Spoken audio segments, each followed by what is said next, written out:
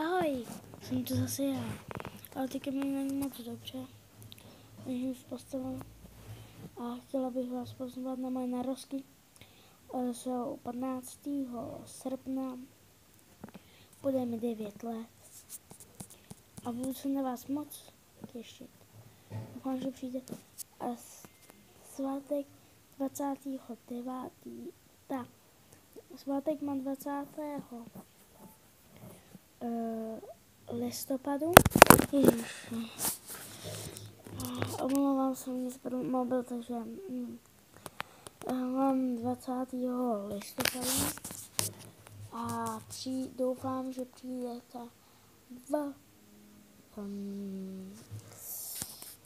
19 nebo 18, ne, v